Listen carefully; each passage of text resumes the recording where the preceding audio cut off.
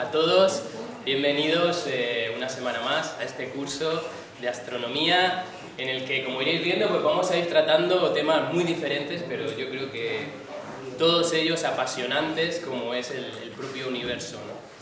Bien, pues comenzando ya para que no se demore demasiado, ya que luego hay otra charla a las 8, si os parece empezamos. Bien, hoy mi amiga Cristina y yo queríamos plantearos una cuestión que, bueno, probablemente a lo mejor nunca os la habíais planteado, o a lo mejor sí, no lo sé. Y es simplemente la que pone nuestro título de hoy. ¿Y si no existiera la Luna? Porque claro, estamos muy acostumbrados, ¿no? El hombre siempre ha estado acostumbrado a mirar al cielo y mirar nuestra Luna, nuestro satélite, siempre ha estado ahí. Probablemente nunca nos hemos planteado por qué no tendría que estar o, además, qué podría pasar si de pronto desapareciera o qué podría suceder si nunca hubiéramos tenido esa Luna. ¿El transcurso de la Tierra habría sido el mismo? ¿De nosotros mismos habría sido el mismo? Bueno, pues estas cuestiones vamos a intentar responderlas en la medida que podamos, Cristina y yo, que creo que son muy interesantes. Bueno, ante todo, sí que me gustaría, decir que yo sí que tengo claro, sin duda, quién a lo mejor, o quiénes serían los que quizá más sentirían que no tuviéramos luna, ¿no? Y, bueno, pues quizá los primeros serían los poetas, ¿no? ¿Qué sería de los poetas sin la luna, que tanta fuente de inspiración les ha dado?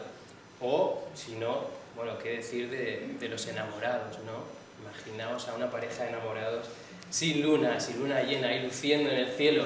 Sin duda que la echarían mucho de menos, ¿no? Pero bueno, cuestiones románticas aparte, lo cierto es que nos vamos a centrar un poquito más en un ámbito un poco más científico, más físico, astrofísica quizá un poquito, y vamos a intentar responder ya desde un punto de vista, pues ya digo, más práctico, más mundano, qué podría suceder si no tuviéramos luna, porque esta pregunta es muy sugerente. De hecho, es tan sugerente que nos podría plantear otra cuestión, que no es evidente tampoco, y es, por ejemplo, ¿podríamos haber tenido dos lunas? En vez de una, dos, o ninguna.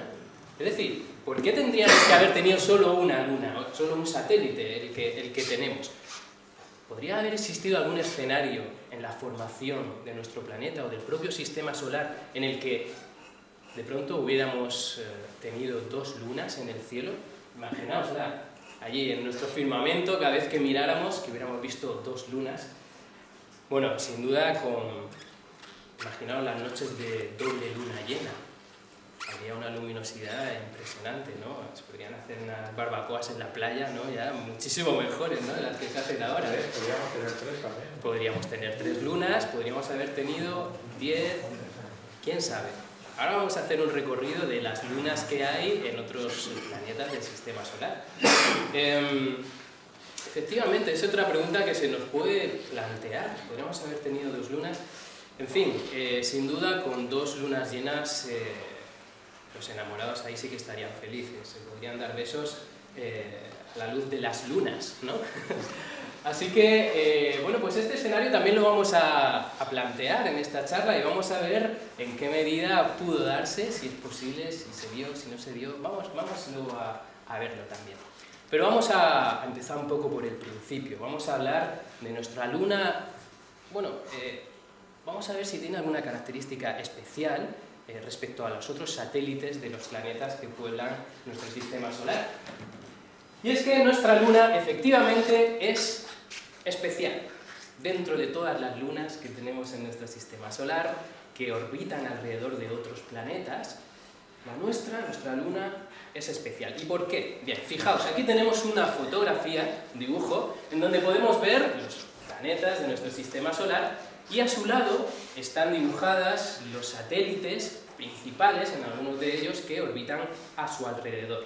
Bien, pues si os fijáis, ahí empezamos por arriba, ¿no? Con Mercurio, Venus, y llegamos ahí a la Tierra, que la veis, a su lado tenemos la Luna. Si os fijáis, como os decía, nuestra Luna tiene un tamaño que es especialmente grande en relación al planeta al que orbita, en relación al resto de lunas de otros planetas. Fijaos, en el caso de la Tierra, la Luna que está ahí al lado tiene un tamaño bastante apreciable, ¿no?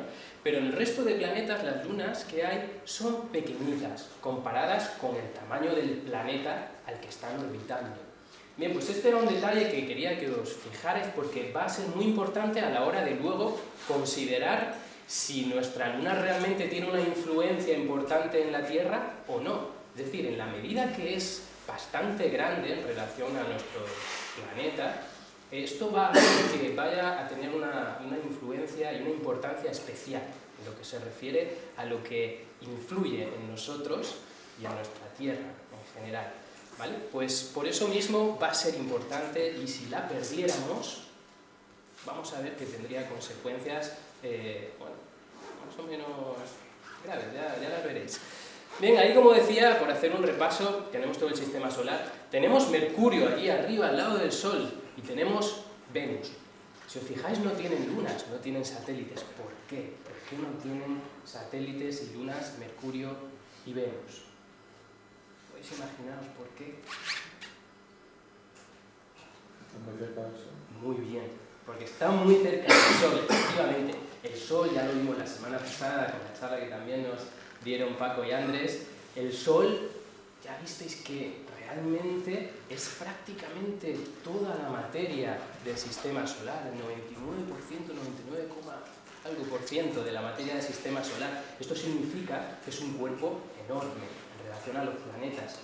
Con lo cual, claro, ya sabéis que un cuerpo en el universo, en el espacio, en la medida de lo grande que es, en función de lo grande que es, ejerce una atracción gravitatoria mayor o menor. Cuando un cuerpo es muy grande, tiene una atracción gravitatoria mucho mayor. Bien, pues esto es lo que se le sucedió a Mercurio y Venus, que en la formación del sistema solar, mientras se estaba formando, claro, Mercurio y Venus estaban tan pegaditos al Sol, se quedaron tan pegados al Sol, que si algún objeto se pasó por delante de Mercurio y Venus de manera que pudieran haberlo atraído Mercurio y Venus para quedarse como luna, fue imposible porque la atracción del propio Sol se las quitó. Entonces, por eso no pudieron tener satélites orbitando alrededor de ellos. Eso es el caso de Mercurio y Venus. Tenemos la Tierra, nuestra luna, luego tenemos Marte.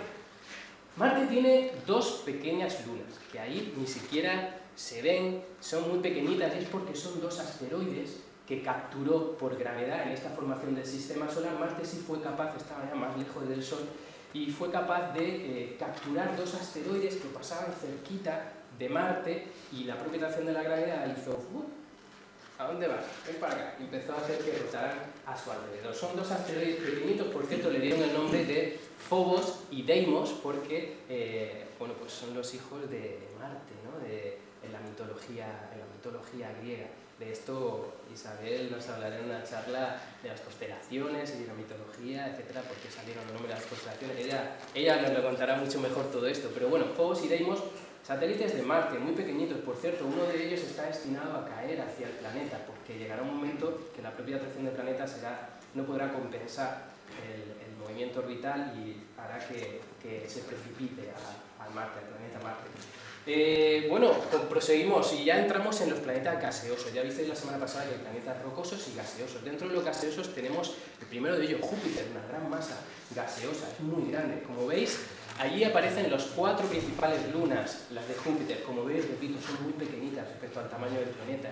Y son las 4 lunas que observó Galileo, por la cual se dio cuenta de que en realidad no cuadraba eso de que todo giraba alrededor de la Tierra, porque estas lunas giraban alrededor de Júpiter. Entonces eso no estaba muy claro, eso iba en contra de la filosofía de la época. Bueno, Júpiter no penséis que tiene solo 4 lunas, tiene hasta 67, pero las principales pues son estas 4. Continuamos con Saturno, planeta de los anillos por excelencia. Saturno tiene 61 lunas, 61 satélites, pero de órbitas estables y principales tienen unas 7 lunas, que son las que aparecen ahí, de nuevo muy pequeñitas en relación al planeta.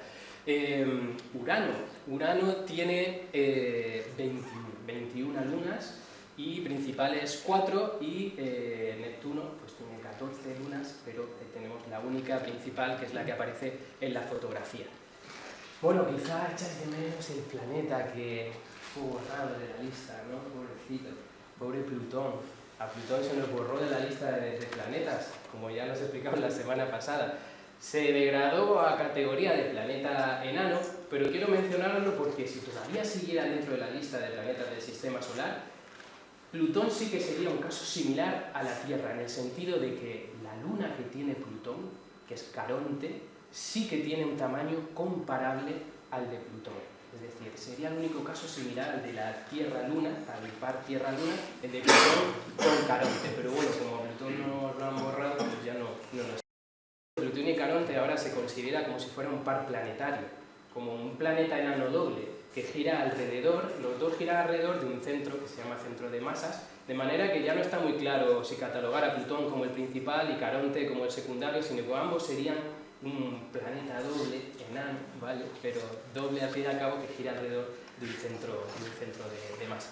Pero bueno, quería que os quedáis con esta primera idea de que la Luna es un satélite dentro del Sistema Solar especial. Bueno, pero vamos a comenzar por el principio, ¿no? Para eso voy a dar paso a Cristina. Vamos a comenzar por el principio.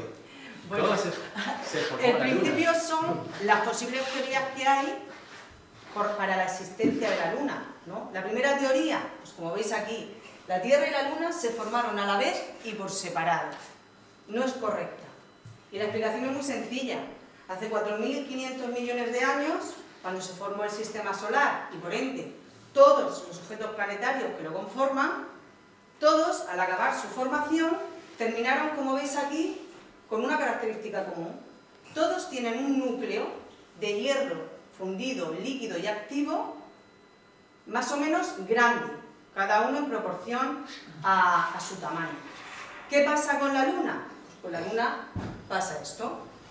La Luna tiene un núcleo muy chiquitín, muy pequeño, y se puede decir que está casi inactivo, por no decir que está muerto. Por lo tanto, esta teoría no nos sirve. Pero claro, hay más teorías que lo explican. La siguiente: la Tierra capturó a la Luna por gravedad. Hombre, esta puede ser, la verdad, mejor. ¿Por qué? Porque hay dos cuerpos, una más grande que otra tiene más masa, puede ser que la pudo capturar por gravedad.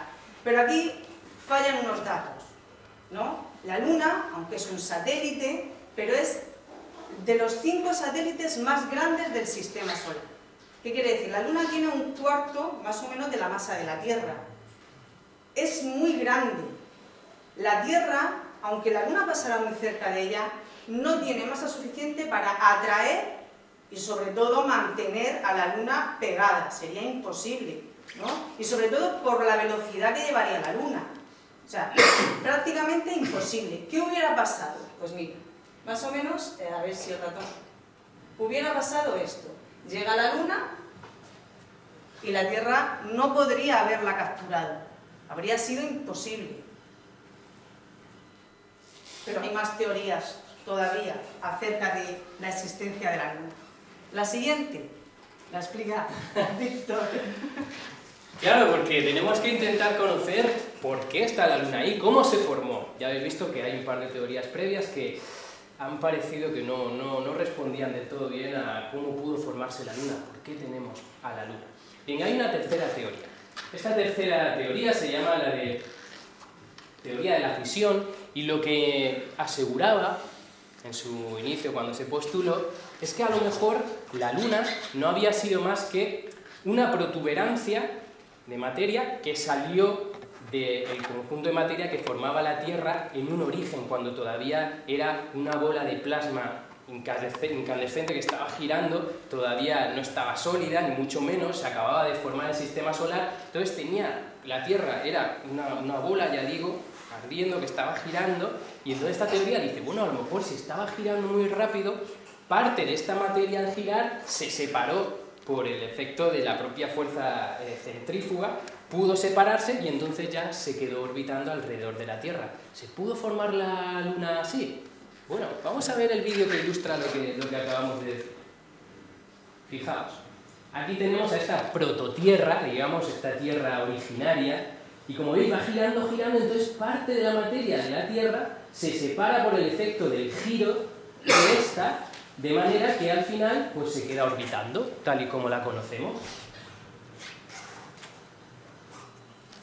Bueno, ¿te gusta esta teoría o qué? Es original, ¿no? ¿Verdad?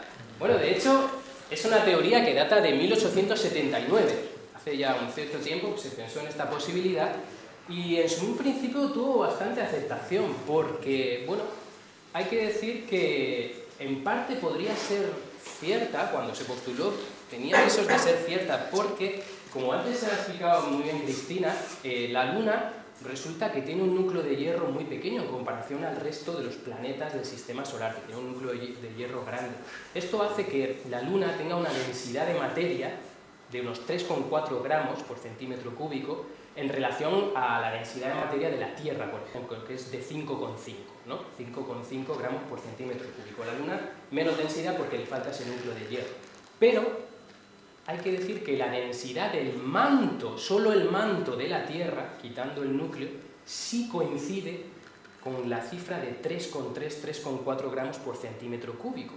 Con lo cual, claro, ese dato sí cuadraría, porque claro, podríamos pensar que la materia que se escapó al girar en esta teoría de la Tierra y formó a la Luna, probablemente fue la materia que estaba situada más en el exterior de esta bola girando incandescente, y por tanto es lógico pensar que formará parte de lo que luego ha venido a ser el manto de la Tierra. Entonces, el dato de la densidad de materia sí podría coincidir. Bueno, digo, esta teoría se postuló en 1879 por un científico llamado George Darwin, que no sé si os suena el apellido. Y es que ni más ni menos fue el hijo de Charles Darwin el que dijo la teoría de la evolución de las especies. Bueno, pues su hijo, George Darwin, que al parecer también fue un mente científico, postuló esta teoría. Y él incluso fue más allá. En su visión de qué podía haber pasado, dijo, pues además, yo os digo una cosa más, ¿no? Aparte de que esta teoría puede ser la cierta, y es que el punto de la Tierra en el que se despegó esta materia que dio lugar a la Luna no sería ni más ni menos que el Océano Pacífico. Él dijo, el Océano Pacífico, es decir, esa ausencia de tierra que da lugar a esa masa enorme de agua que es el Océano Pacífico, sería como la cicatriz que quedó en la Tierra por el hecho de que esa masa se despegó y formó a la Luna. Bueno, tenía buena pinta, ¿no? A que el Océano Pacífico os ha gustado. A mí también me gustó. Bueno, pues hay que decir que esta teoría tiene algunos fallos que hacen que no pueda ser cierta tampoco. Por ejemplo, bueno, pues si el Océano Pacífico era la cicatriz de ese punto en el que se despegó la que luego fue la Luna, bueno, pues vamos a comparar si los datos de la edad geológica del fondo marino del Océano Pacífico y de la Luna coinciden. Pues no coinciden, porque la Luna se dató ya en los viajes Apolo, que pudieron recoger kilos y kilos de rocas de la Luna, se dataron y se vio que tenía una edad muy cercana a la de la Tierra. La materia de la Luna, 4.400 millones de años. La de la Tierra es 4.500 millones de años. Y en cambio la del fondo marino del Océano Pacífico tiene una edad de 200 millones de años tan solo, entonces esas cifras no cuadraban.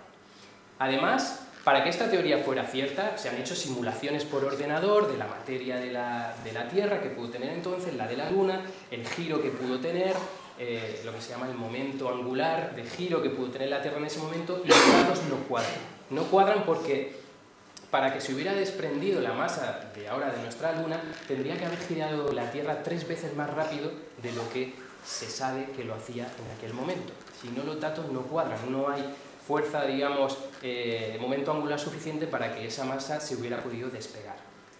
Más razones en contra. Bueno, pues además, si se hubiera despegado por esta teoría la Luna, en el caso de que se hubiera despegado esta materia, digamos que tendría que haber sido solo 5 veces menor la materia de la Luna que la materia de la Tierra. Y en cambio la Luna tiene una masa 80 veces menor. Entonces tampoco cuadran estos datos. Pero es que además, si se hubiera despegado la Luna de la Tierra de esta manera, lo lógico es pensar que como estaba girando la Tierra así, la Luna se hubiera situado en un plano que contendría el ecuador de la Tierra, porque lo lógico es que en el giro se despegará justo en el centro, ¿no? Y se situará en una órbita situada en el ecuador de la Tierra, pero esto tampoco es así, porque la órbita de la Luna está inclinada a unos 25 grados, entonces tampoco cuadra. Y por último, tampoco cuadra el hecho de que el haber hecho las simulaciones por ordenador con esta teoría, resulta que las simulaciones dicen que la Luna, si hubiera sido esta teoría, se hubiera situado en una órbita más cercana de la que tiene ahora.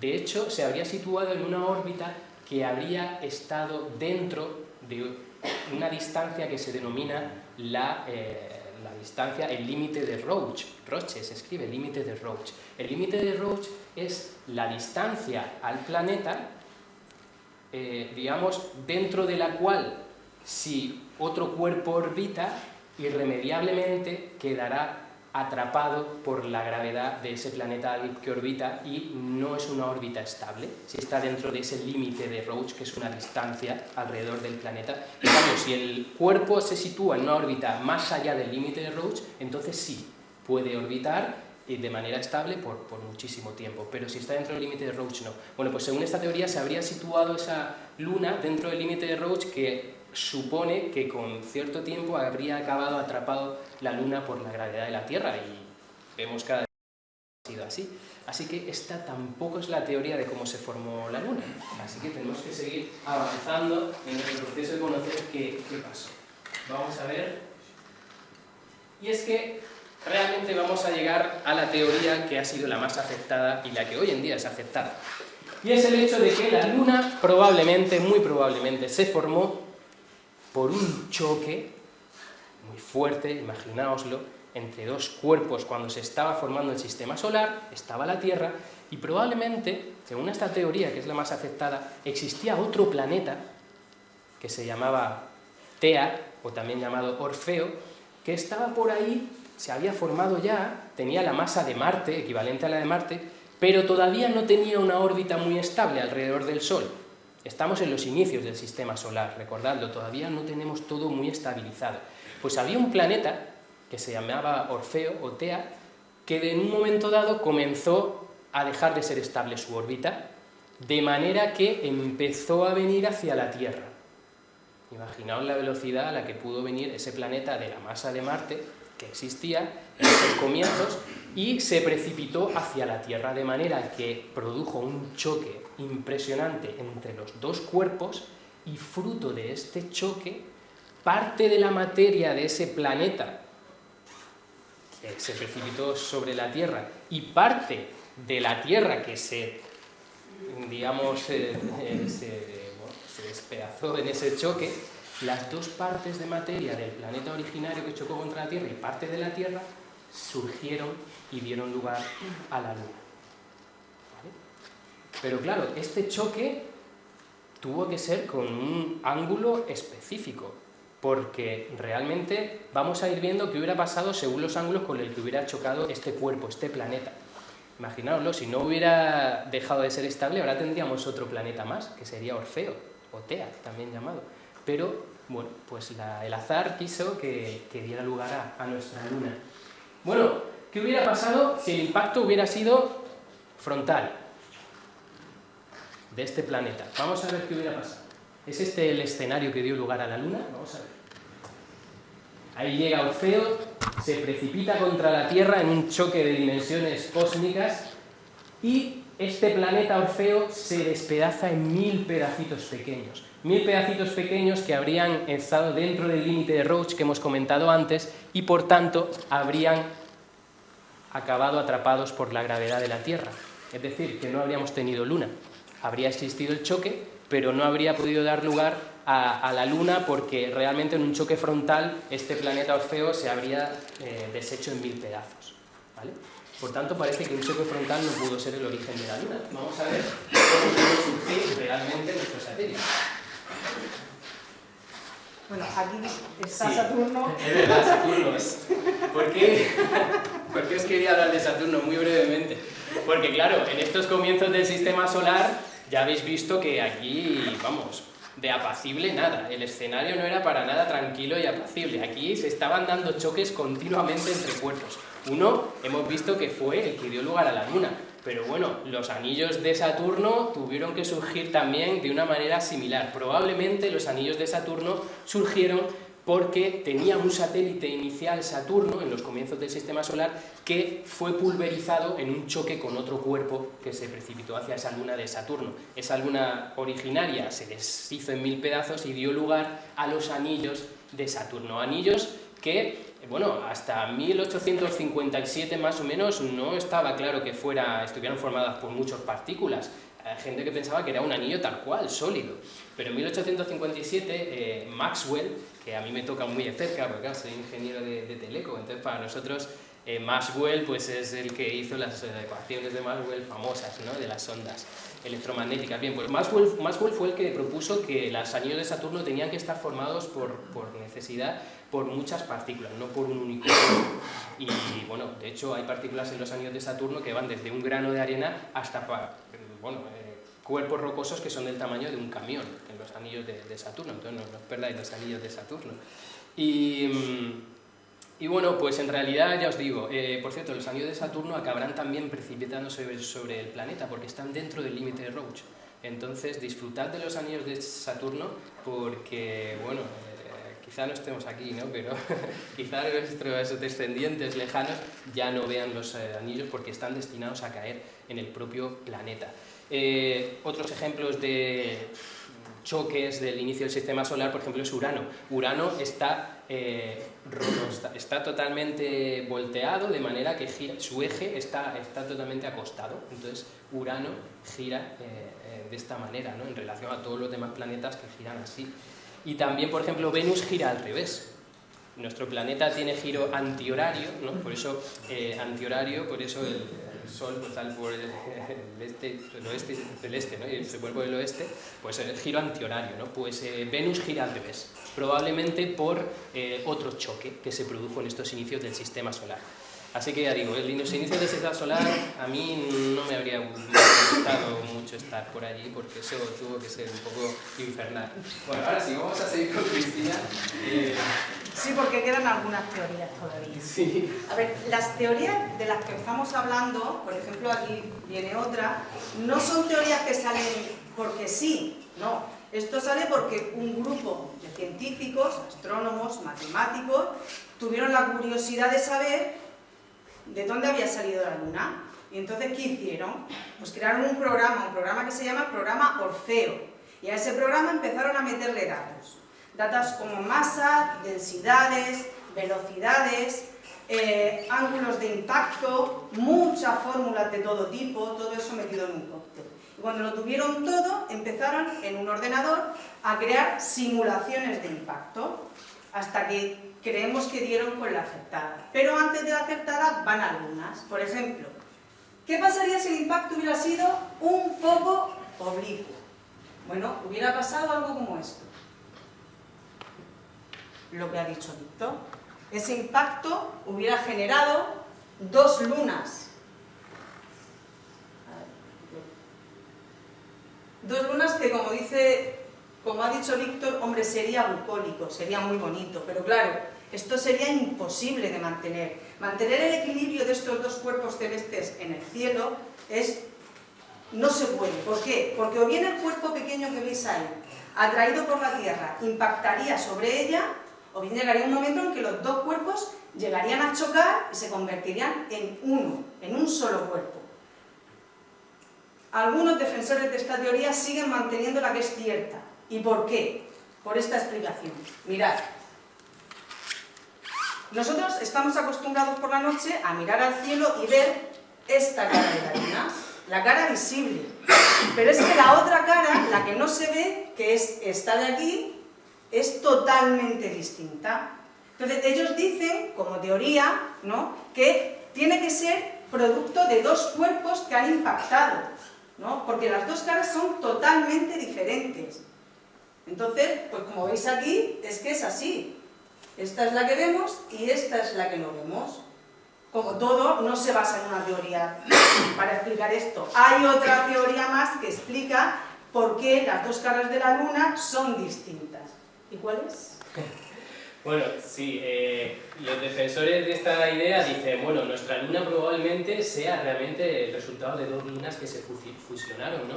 Y dicen que es por eso, porque las dos caras son muy diferentes. De hecho, bueno, ya sabéis que siempre vemos solo la misma cara, porque eso es que ha habido gente que luego me lo ha preguntado, que a lo mejor lo damos por hecho. Ya sabéis que siempre vemos una única cara de la luna, siempre la misma cara. ¿Por qué? Porque da la casualidad que el periodo de rotación de la luna sobre sí misma coincide perfectamente con su periodo orbital alrededor de la Tierra. Entonces la luna va girando sobre sí misma también. Os diréis, entonces ¿por qué no vemos la otra cara? Porque es que según va girando, coincide que a la vez va girando alrededor de la Tierra. Entonces fijaos en mi dedo va girando, pero como a la vez va girando de manera exacta con el mismo periodo alrededor de la Tierra, por eso siempre nos muestra la misma cara. Entonces, claro, esto, bueno, yo me imagino que tuvo que ser producto de un debate impresionante hasta que pudo verse la otra cara de la Luna. ¿Cuándo pensáis que se pudo ver la cara oculta que nunca se había visto en todo el tiempo de la humanidad? Nunca se había visto la otra cara. ¿Cuándo pensáis que se vio por primera vez la cara oculta, que no se sabía qué podía haber ahí? Ya os digo, seguro que fue fruto de debate. A lo mejor pensaban que ahí había una civilización, los selenitas estaban ahí en la cara oculta, claro, para que nadie les diera el follón, ¿no? Probablemente. Entonces, ¿cuándo pensáis que se hizo la primera fotografía de la cara oculta de la Luna? ¿En qué año?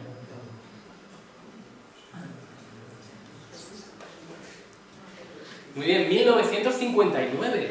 Eso es anteayer, vamos, eso es hace nada. Hasta ese momento yo estoy seguro que la gente tenía que plantearse muchas cosas. ¿Qué habrá allí, no? Bueno, pues en 1959 una misión, una sonda soviética, por fin fotografió la cara oculta y se dieron cuenta, como veis ahí, que era muy diferente. Tiene 25 kilómetros de espesor más que la cara que vemos. Está totalmente bombardeada con muchos... a diferencia de la cara que vemos, que es mucho más plana, con valles, de ahí surgen los mares, llamados mares de la Luna, que antes se creían que eran mares de verdad también, esas manchas que veis, pero no, realmente son como valles que hay ahí, entonces son muy diferentes. Bueno, pues efectivamente, como decía Cristina, hay gente que dice no, pero la teoría de las dos lunas no me cuadra. De hecho es de 2013, es reciente, la teoría de las dos lunas fusionadas. Hombre, a mí me gusta, a mí me encanta, la verdad, es muy romántico pensar que tenemos dos lunas unidas para siempre. Pero lo cierto es que hay quien dice, no, vamos a ver, no olvidéis tanto. Probablemente el hecho de que las dos caras sean tan diferentes se debe al hecho de que al principio de la formación de la propia Luna y el sistema solar, los dos cuerpos, Tierra y Luna, estaban pues, bastante incandescentes, ¿no? De manera que la cara que siempre veía a la Tierra, como era la que recibía el calor de la Tierra, probablemente estaba más maleable. Y por eso pudo quedarse como más planita. Pero en cambio la cara oculta, que a la que no le llegaba tanto el calor de la Tierra, se enfrió antes, se endureció antes y por eso tiene un aspecto muy diferente en relación a el que tiene la cara que vemos. Entonces por eso esta teoría de las dos lunas fusionadas pues se ha rebatido así. Pero bueno, es bonita, ¿no? Bien, vamos a hacer. Estás tú. Bueno, y finalmente, entonces, si no tuvimos dos lunas, si el choque no fue frontal, ¿cómo fue el choque? Bueno, pues probablemente el choque que dio lugar a nuestra luna fue un choque muy oblicuo, lo suficientemente oblicuo para que pudiera, digamos, desprender un trozo de tierra y parte de ese trozo de tierra y parte del planeta Orfeo que chocó con ella dieron lugar a la Luna. Vamos a ver un pequeño vídeo donde se ilustra perfectamente este escenario. Aquí tenemos a Orfeo, choca con la Tierra, probablemente volvió a chocar con la Tierra, hubo dos choques, ahora lo vais a ver, vuelve a chocar con la Tierra y entonces toda la materia que queda girando alrededor de nuestro planeta en ese momento, por la atracción gravitatoria, por acreción gravitatoria, pues acaba formando nuestro satélite. Como veis ahí, esta probablemente ya sí es la teoría correcta de la formación de nuestra Luna. Teoría que es de 1984. Teoría de 1984, es decir, vamos, antes de ayer, sí, efectivamente. Yo es que a veces lo pienso y digo, o sea, que cuando yo nací todavía no se sabía esto. Curioso, ¿no?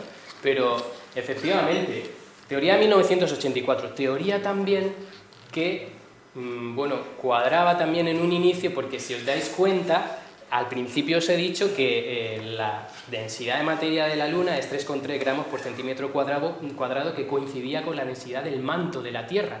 Pues eso cuadra, este dato también cuadra con esta teoría, porque también es de esperar que en este choque se despegara parte de materia de la Tierra que era la situada en el manto. Por eso probablemente la densidad de la Luna es igual a la del manto de la Tierra. Aunque la Luna, ya habéis visto, no está formada solo por materia de la Tierra, tiene buena parte de materia del planeta Orfeo que chocó con nosotros. Es decir, cuando miréis a la Luna, pensad que ahí hay parte de otro planeta que estuvo vagando por el sistema solar en un inicio hasta que chocó contra nosotros. De hecho, las teorías al principio indicaban que la Luna podía ser un 70% Orfeo y un 30% de materia de la Tierra. O sea, más Orfeo que Tierra.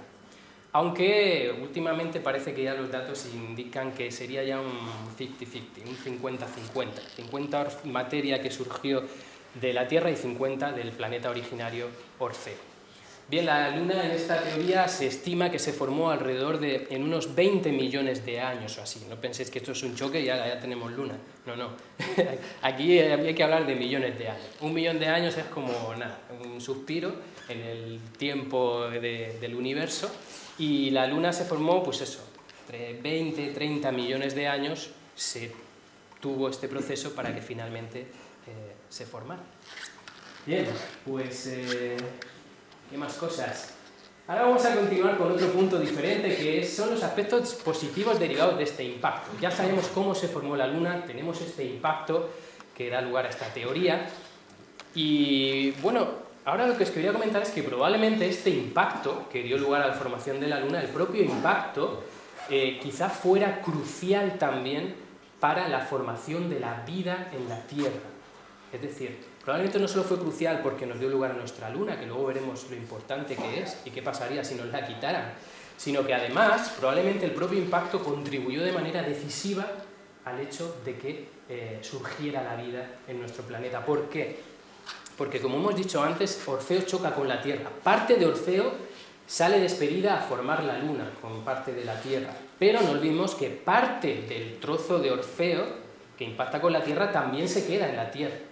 ¿Vale?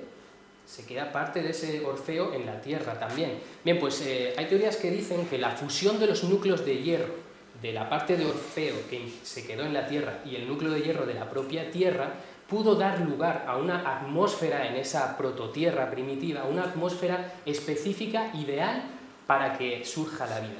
Porque esta fusión de núcleos de hierro con el agua pudo dar lugar a una atmósfera que se denomina reductora, que significa que no hay oxígeno. Surge el hidrógeno, de ese agua surge el hidrógeno, pero el oxígeno se pierde. Y en una atmósfera carente de oxígeno es ideal para que surja la vida. Porque sin esa atmósfera, como parece que surgió, con descargas eléctricas de tormentas que pudo haber en aquel momento, estas descargas eléctricas pudieron ser la chispa que dieran lugar a los primeros aminoácidos, que son los ladrillos de la vida más pequeños. Bien, pues estos aminoácidos necesitaron que no hubiera oxígeno para no oxidarse y perderse y morir. Entonces, esta atmósfera reductora probablemente surgió por el hecho del choque, del impacto de Orfeo con la Tierra. Y así pudieron surgir estos aminoácidos y al no haber oxígeno, que no se oxidaran y poder evolucionar hasta dar lugar a la vida y a nosotros mismos. Aunque también hay quien cuestiona esta teoría y dice, ya, pero es que si no hubiera habido oxígeno, no habría existido una capa de ozono protectora que también preservara esos aminoácidos de la radiación ultravioleta que venía de fuera. Con lo cual hay quien también critica esta teoría diciendo, bueno, pues es que si no había oxígeno probablemente sea ideal para que surjan estos aminoácidos, pero si no hay capa de ozono protectora, a lo mejor es que entonces los rayos ultravioleta los habrían machacado. Entonces aquí hay controversia, no está muy claro, pero bueno, si tienen razón los que defienden la teoría de que fue decisivo, probablemente estemos aquí por el propio impacto, por el efecto del puro azar. Bueno, este experimento fue recreado por Urey y Miller, es decir, el experimento de hacer una atmósfera reductora, como hemos dicho, carente de oxígeno, provocar chispas eléctricas en ese entorno y ver qué pasa. Pues ellos hicieron el experimento y vieron que surgían aminoácidos en ese experimento. De alguna manera se recreó la generación de la vida por primera vez. Experimento controvertido porque no ha podido volverse a repetir. Esto en la ciencia siempre rechina un poco. Los experimentos científicos tienen que ser repetibles y obtener el mismo resultado para que sean tomados en serio y sean sólidos. Esto no ha podido ser así con el experimento de Urey y Miller, pero desde luego los resultados que obtuvieron fueron espectaculares. Pudieron generar vida en un entorno que se asemejaba mucho al que pensamos que hubo en el inicio de la Tierra después de este choque que se produjo, que dio lugar a la Luna. Vamos a ver un pequeño vídeo muy rápido en donde se ve el experimento de Urey y Miller. Miller y Urey diseñaron un experimento que simulaba las condiciones de la Tierra primitiva. Por un lado, colocaron un recipiente con agua que representaba al océano con sus altas temperaturas. Había además otro recipiente con 2 electrodos cuyas descargas simulaban los rayos que en ese entonces formaban parte de la atmósfera. Posteriormente, hicieron circular por este aparato una mezcla de gases de vapor de agua, metano, hidrógeno y amoníaco, los que se cree constituían esta atmósfera primitiva. La mezcla de gases que se sometía a las descargas de los electrodos pasaba después por un tubo frío, donde se condensaban los componentes que se iban formando como resultado de estas interacciones. Estos productos de reacción regresaban al recipiente que representaba al océano para repetir el ciclo. Se generaba con ello un flujo continuo entre la atmósfera y el océano que imitaba el ciclo atmosférico de la Tierra. En estas condiciones, al cabo de unos días, detectaron en un recipiente extra acoplado al dispositivo varias moléculas nuevas de aminoácidos simples, urea y ácidos grasos. Más allá de este impresionante resultado, no se ha logrado hasta el día de hoy comprender y menos recrear el origen de la vida. Bueno, espero que se haya entendido más o menos, ¿no? ¿Cómo fue? Bien. Yo pongo esta diapositiva y a lo mejor alguno decís, ¿qué tiene que ver esto con la Luna? Bueno, pues esto tiene que ver muchísimo con la Luna, porque esto es la evolución de la vida, lo que ha sido capaz de evolucionar. Y si no llega a estar la Luna, esto que veis aquí, tan sencillo, no hubiera podido pasar. El pasar de un organismo unicelular, simple, a un organismo pluricelular tan complicado como nosotros, hubiera sido totalmente imposible si no hubiera estado la Luna. Y aquí vamos a hacer también una parada, un cambio de tema. La charla se llama ¿Y si no existiera la Luna? Y yo amplío la pregunta. ¿Y si no existiera la Luna, cómo sería la Tierra? ¿No? Sería totalmente distinta. El marco sería diferente. Los que se dedican a estudiar este tema dicen que sobre todo la vida sería acuática. ¿Y por qué? Porque estamos hablando de una Tierra en primera generación. Una Tierra no frenada. Una Tierra que rota a 6 horas. 6 horas. Su rotación dura eso. Una velocidad tremenda, ¿no? Esa velocidad genera unos vientos de más de 400 kilómetros por hora. Y esos vientos generan unos ruidos ensordecedores en el planeta. Eso todavía no tenemos más todavía. Esos vientos de 400 kilómetros por hora generan unas tormentas de arena que envuelven a todo el planeta dejándolo casi a oscuras. Pero es que como no hay luna, llega la noche y nos quedamos totalmente sin luz. Pues bien, ante este marco incomparable de planeta, la pregunta es, ¿qué vida podría emerger? ¿Qué vida habría? ¿Podría evolucionar la vida ahí? Pues bueno, la vida hemos dicho que sería acuática, sería algo como esto, serían trilobites, serían gusanos, medusas, no organismos sencillos, pero no tan complicados como nosotros, ¿no? Sería así. Pero si esa vida saliera de ese agua, ¿Qué es lo que pasó aquí en la Tierra? La vida salió del agua para poder evolucionar y adaptarse. Al encontrarse con ese entorno, ¿qué haría? ¿Cómo sería esa vida? Vamos a imaginarnos, ¿no? O sea, por ejemplo, esto que veis aquí, fíjate, una palmera, un árbol alto. Esto no podría existir en una Tierra en primera generación, porque los vientos de más de 400 km por hora impedirían cualquier cosa alta. Lo que sea, en este caso, los árboles. ¿Y la vida cómo sería? Pues sería aérea. Todos habríamos evolucionado adaptándonos a alas o membranas, como los murciélagos. Estaríamos todo el día planeando. Pero en el caso de que hubiera vida terrestre, ¿cómo sería esa vida terrestre? Pues muy chiquitita. Porque si no hay nada para subirse, no necesitamos ser altos. Además que nos impediría esos vientos coger una altura. Entonces la vida sería muy chiquitita. Hemos dicho además que esas velocidades de esos vientos generan unos ruidos ensordecedores. ¿Esto qué quiere decir? Que no nos oiríamos, por lo tanto no hubiéramos generado la voz, no hablaríamos. ¿Cómo nos comunicaríamos? Pues nos comunicaríamos como los hacen algunos animales acuáticos que tenemos ahora en la Tierra, cambiando las tonalidades del cuerpo. Según cómo nos encontráramos, o según qué cosas nos tendríamos que decir, un color u otro. Sería así. Y esto se está ahora mismo estudiando. Y es curioso porque cuando estaba yo realizando esta charla, estaba en la peluquería, y es así, y cogí una revista y leí una cosa muy curiosa que es, había un delfín albino, que llevaban tiempo estudiándolo, sobre todo porque era albino, pero al estudiarlo se dieron cuenta que cuando el delfín estaba triste, se ponía rosa. Y cuando dejaba de estar triste, se ponía blanco. O sea, no sé cómo se hace eso, pero vamos, los científicos que lo estudian lo saben. Entonces nosotros haríamos lo mismo. Nosotros, por tonalidades, expresaríamos nuestros sentimientos, lo que queramos decir. Y seguimos. Esos vientos generan tormentas de arena que nos dejan casi sin luz. Y luego llega la noche y no hay luna, por lo tanto es oscuridad total. ¿Cómo vemos? No podemos ver como vemos ahora mismo, pues veríamos más o menos de esta manera.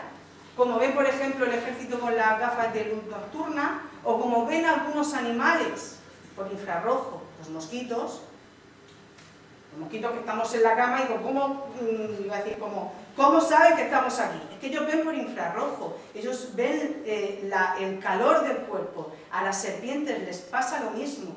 Veríamos de esa manera. Un entorno bucólico total, ¿no? Que nosotros aquí sentados, yo quiero que pensamos todos lo mismo, seríamos incapaces de adaptarnos a esa vida. Incapaces porque no hemos nacido ahí. Si hubiéramos nacido en ese entorno, para nosotros sería una forma de vida más.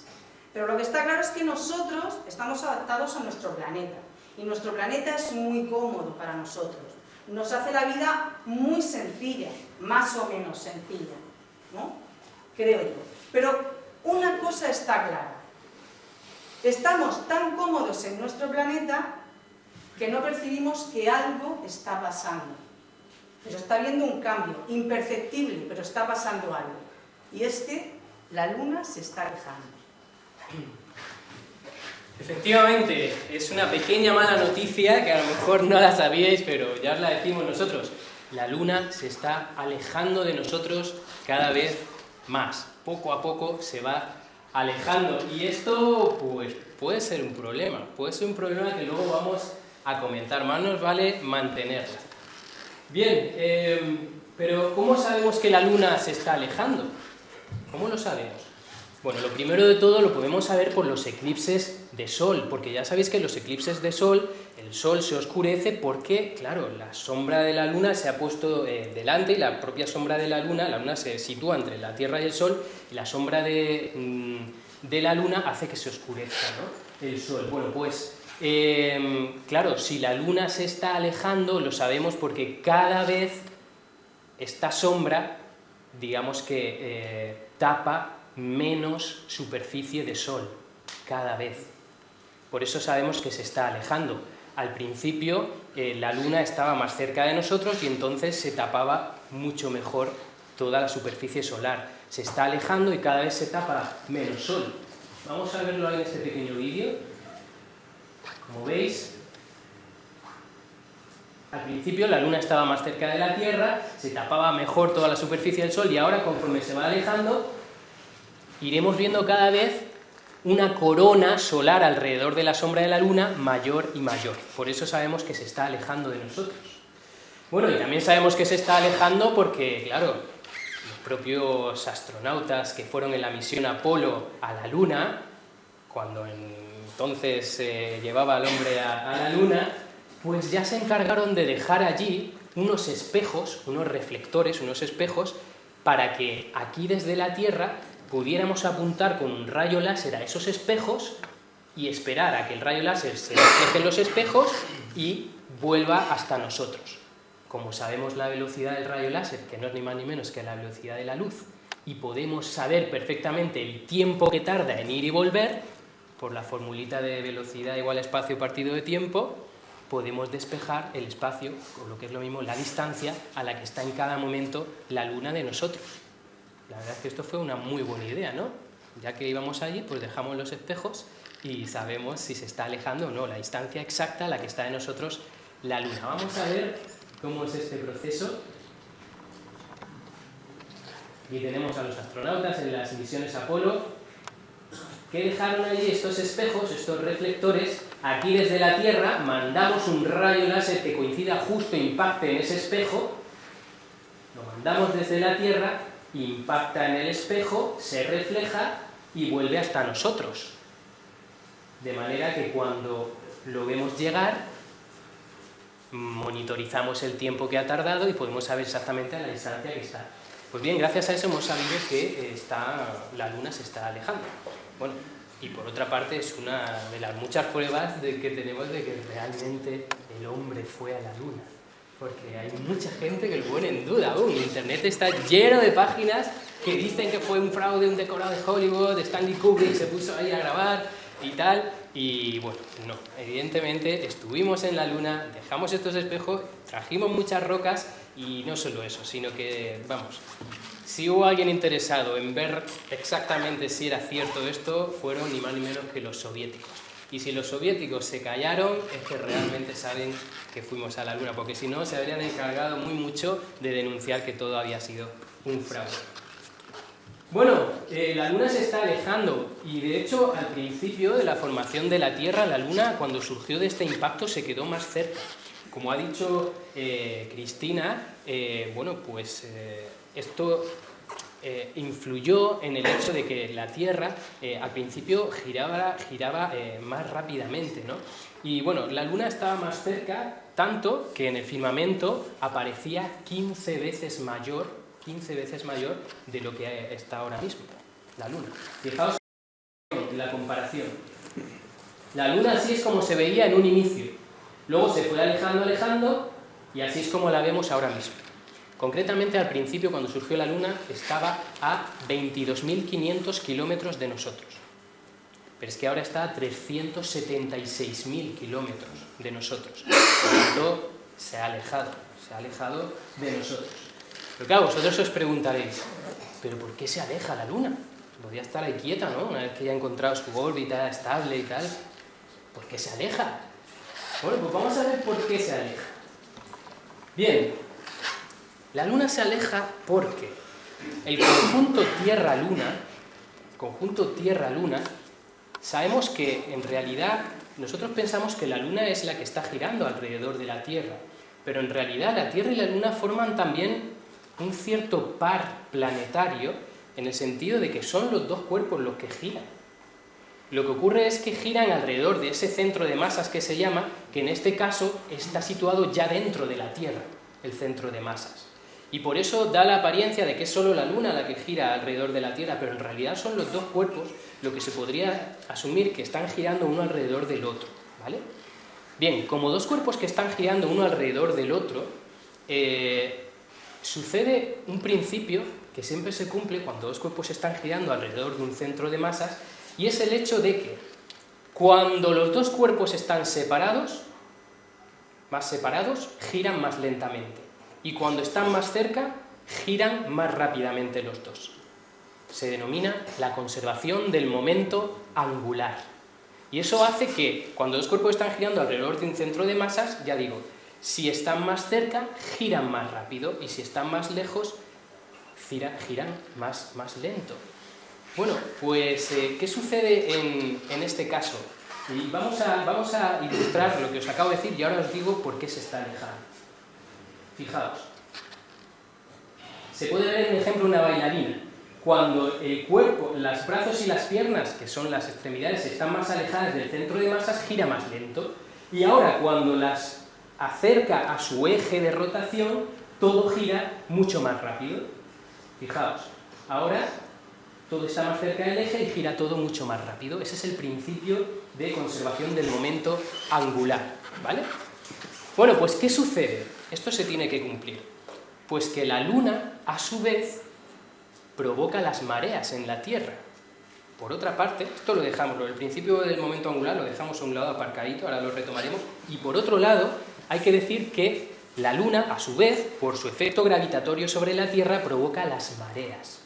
Sobre todo cuando se alinean el Sol y la Luna, se suman las dos fuerzas gravitatorias y eso hace que haya alta mar, porque la masa de agua de los océanos se siente atraída hacia este par Luna-Sol. Y en cambio, cuando están, digamos, en contrafase, digamos, está la Luna aquí, el Sol aquí, pues ahí se equilibra de alguna manera y entonces ahí baja mar, ¿no? Bueno, pues estas mareas que provoca la propia Luna son ingentes masas de agua, que son los océanos, que al moverse de esa manera frenan el movimiento de rotación de la Tierra.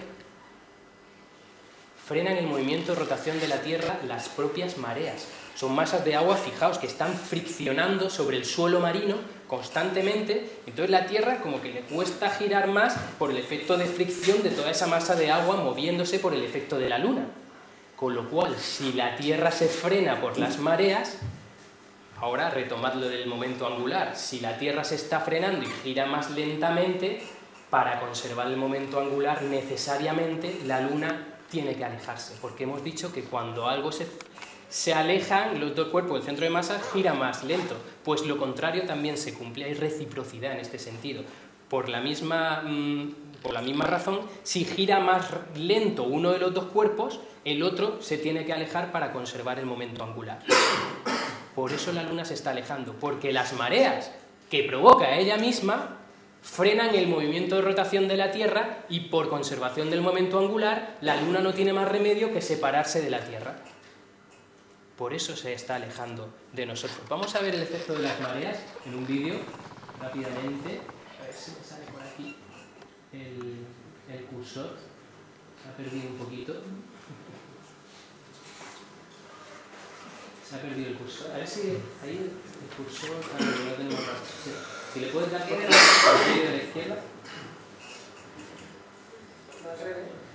Ahí está. Un poco más. Ahí tenemos una ilustración de las mareas que surgen, que luego es por lo que frenan a la Tierra y por eso hace que la Luna se aleje. Fijaos, aquí tenemos la atracción gravitatoria entre la Tierra y la Luna, que hace que esa atracción de la Luna gravitatoria haga que el agua de los océanos se siente atraída por esa Luna y es como si se ahuevara, se achatara la Tierra porque la masa de agua se ensancha hacia los lados siendo atraída por la Luna. Esto sucede sobre todo, ya decía, cuando están alineados Luna y Sol.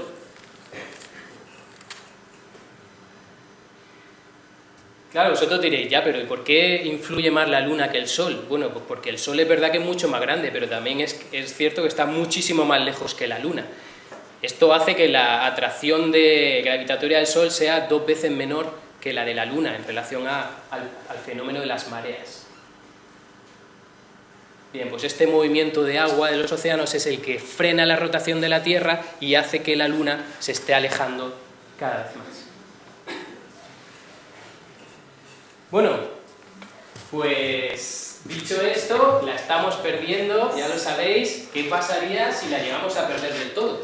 Claro, vamos a imaginar que estamos aquí sentados y de repente pasa lo que vamos a ver aquí. Vamos a ver. ¿Qué están? Y pasa esto, que la luna desaparece, hace plof y desaparece. ¿En qué lo notaríamos nosotros? Hombre, evidentemente de noche lo notaríamos porque no está. ¿Pero en qué lo notaríamos? Lo notaríamos en que la Tierra empezaría a moverse de una manera caótica, ¿no? Bamboleándose, ¿no? Sería un movimiento un poco extraño para nosotros. Es más, aquí lo que podéis leer es, la Tierra perdería el equilibrio estable con inclinación constante de 23,5 grados que tiene gracias a la Luna. ¿Esto qué significa? Que cuando esa Luna impactó contra la Tierra la dejó inclinada. Vosotros veis en todas las fotografías que la Luna, o sea, la Tierra nunca aparece en la fotografía así, está así siempre. Bueno, esa inclinación que tiene la tenemos gracias a la Luna. Esa inclinación nos permite, como veremos luego, estar aquí, sentados. Vosotros mirándome y yo mirándoos a vosotros. ¿Qué más pasaría? Pues si la Tierra empieza a bambolearse de esta manera tan caótica, tendríamos momentos de estar totalmente congelados a momentos de estar totalmente abrasados. Eso sería un mundo inviable para vivir, no podríamos estar ahí. Fijaros, serían momentos de congelación total, con las pertinentes inundaciones, bueno, sería un mundo totalmente catastrófico. Esto va a más, hay gente que le da más a la cabeza y dice, bueno, le da para... Le dice, la Tierra en algún momento tiene que dejar de bambolearse, y cuando deje de bambolearse y frene, ¿qué pasará? Pues pasará esto, que una parte de la Tierra estará siempre mirando al Sol, abrasada, y la otra parte de la Tierra, como no le da calor ninguno, estará congelada. Y la única zona habitable de la Tierra sería esta zona de aquí, que la podríamos denominar vida en la Tierra Media. Pero claro, esto tampoco es normal. O sea, esto es para un guión de película, pero esto es pensar por pensar. Total, estos son los aspectos, os estamos diciendo los aspectos más o menos negativos que tiene la Luna si desaparece. Pero vamos a hablar también un poco, antes de terminar, de los aspectos que nos ha dado y nos sigue dando la Luna. Si no, se nos va a quedar un poco mal sabor de boca. Vamos a ver. Aspectos positivos. Posibilitó las estaciones del año facilitando la evolución de la vida. Efectivamente, esa inclinación que nos dejó el choque contra Ceia es lo que ha provocado que tengamos estaciones del año. ¿Un planeta sin estaciones del año puede tener vida? Pues sí. ¿Pero puede evolucionar la vida? No. Cualquier ser, lo más pequeño, una flor, yo siempre pongo el mismo ejemplo porque es así, una flor necesita que haya cambios estacionales para que se pueda reproducir. Imaginaros nosotros, o sea, ¿podríamos adaptarnos a otro ambiente? Sí, pero no estaríamos lo bien que estamos ahora. Nosotros dormimos y soñamos gracias a la Luna. Tierra en primera generación rotaba en 6 horas. Gracias a que llegó la Luna, la frenó y tenemos una rotación de 24, el día y la noche. Nos da la posibilidad de dormir. El ser humano puede estar sin comer, pero sin dormir es imposible. Al final terminamos muertos todos. Eclipses solares, ya os habló y visteis Antonio Martínez cómo lo explicó de bien. Es una maravilla. Pero es que luego están las mareas, las fases lunares. Esto a lo mejor os lo digo y a vosotros como que no os influye mucho. Bien, hay miles de seres vivos en todo el planeta que su vida, su reproducción y su supervivencia dependen o de las mareas o de las fases lunares. Para que lo entendáis os voy a poner simplemente 3 ejemplos. Las tortugas solamente salen a desovar cuando hay marea alta. Ya está, y eso lo provoca la Luna. Luego, el gran arrecife de coral de Australia, este es muy tiquismiquis porque solamente se reproduce en la luna llena de noviembre. Ya está. No hay otra luna llena para ella. Solamente eso. Pero es que tenemos luego unos cangrejos, que se llaman cangrejos de herradura, que llevan en la Tierra 250 millones de años, que, estos sí que son curiosos, porque ellos tienen ojos, pero en su caparazón han creado como 2 ojitos que no son para ver, sino que son para recibir la luz infrarroja que le llega de la Luna y saber en qué fase está la Luna para poder reproducirse. Solamente han generado esos ojos para eso. Imaginaros que desaparece la Luna miles de seres vivos, tanto terrestres, aéreos como acuáticos, desaparecerían. Hemos dicho lo de los cambios climáticos, el cambio del eje terrestre. Un ejemplo, hubo un grupo de científicos alemanes que se pusieron a pensar, también, porque todos piensan mucho, y dijeron, ¿qué pasó? Que la civilización humana estaba en el Sáhara y de repente, no se sabe por qué, hubo una migración masiva al delta del Nilo, en un momento determinado. ¿Qué pasó? Bueno, pues estudiando, parece que lo que ha podido pasar es que hubo una variación de medio grado en la inclinación del eje terrestre. Ese medio grado hizo que el Sáhara, que antes era totalmente poblado, era un sitio donde se podía vivir perfectamente, tenía sus plantas, sus aguas, generara lo que es ahora. Pues imaginaros, si eso pasó con un cambio de medio grado, si la Tierra empezara de 0 a 90, o sea, la vida sería totalmente inviable. No podríamos vivir, ni nosotros, ni ningún ser vivo. Escudo protector, claro, la Luna, al estar antes 20 veces más cerca, pudo perfectamente atrapar aquellos objetos cuya trayectoria de impacto fuera dirigida hacia nosotros. Puede ser que estemos aquí, además de por muchas otras cosas, gracias a la Luna. Una escala natural, pero eso ya llevamos años, o llevan años ya estudiándolo. Quieren hacer que la Luna, crear colonias como especie de hoteles donde paran las naves con los astronautas para repostar, para descansar y así poder hacer, sobre todo, viajes más largos al espacio. Eso ya se está haciendo. Y luego los calendarios lunares. Mira, nosotros los calendarios lunares no nos van mucho, ¿no? Nos da lo mismo. Pero en la antigüedad, las civilizaciones antiguas, la supervivencia dependía de los calendarios lunares, porque ahí se veía cuándo se podía sembrar, cuándo se podía cosechar y por supuesto se podía comer. O sea, también han sido muy, muy importantes. Y bueno, ya para terminar, deciros que bueno, espero que tanto Víctor como yo os hayamos dado una visión, pero distinta de la Luna, y que la Luna no la veáis simplemente como mero objeto decorativo que sale por la noche en el cielo. La Luna es algo más. La Luna se podría decir que es como el pegamento que nos tiene unidos a la Tierra y que está o ha posibilitado y sigue posibilitando y permite que la vida en su diversidad biológica siga desarrollándose y evolucionando. Y por nuestra parte, las preguntas, si eso al final, porque ahora tiene que empezar, Víctor, se nos ha pasado un poco... Sí, luego, cuando terminemos todas las preguntas, si os ha quedado todo claro, pues bueno, pero si no, aquí estaremos...